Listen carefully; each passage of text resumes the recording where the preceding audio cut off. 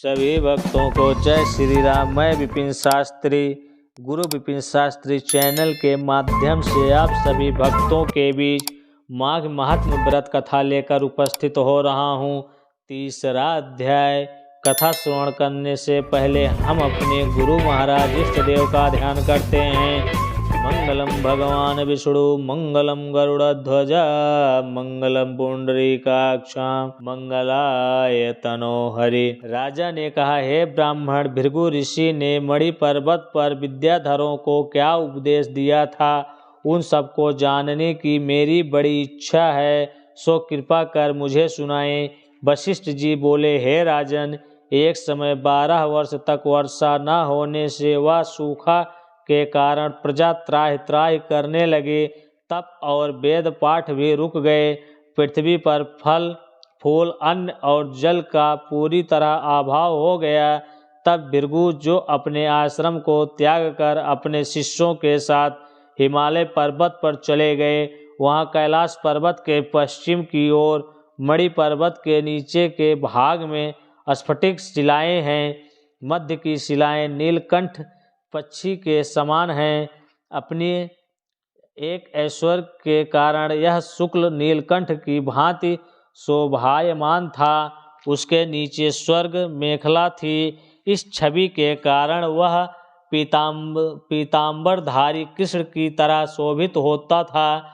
उसमें से एक दिव्य ज्योति निकलकर आसपास के वातावरण को शोभायमान करती रहती थी।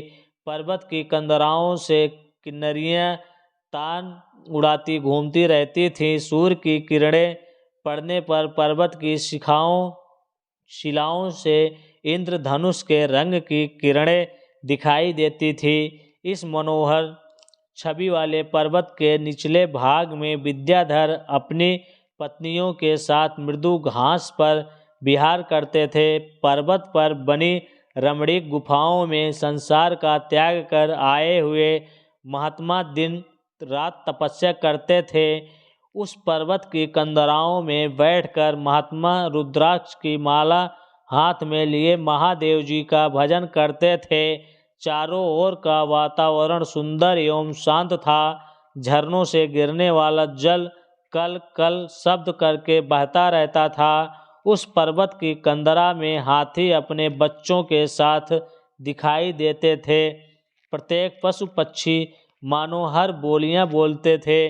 देव यज्ञ अप्सरागण किन्नर आदि विहार करते थे। राजा ने पूछा, हे मुनि, यह पर्वतराज बहुत ही आश्चर्यजनक है। वह कितना ऊंचा और कितना विशाल है। वशिष्ठ जी बोले, यह पर्वत 36 योजन ऊंचा है। उस पर अनेक प्रकार के वृक्ष तथा उत्तम लताएं शोभा पाती हैं। क्योंकि भृगु जी पृथ्वी पर दुर्भिक्ष पड़ जाने के कारण उस पर्वत पर गए थे, अतः उस पर्वत के वातावरण को देख अति प्रसन्न हुए। उन्होंने उसी पर निवास करने का विचार किया। एक सुंदर कंदरा में वे निवास करने लगे और भृगु जी तपस्या करने लगे। शंकर भगवान की जय।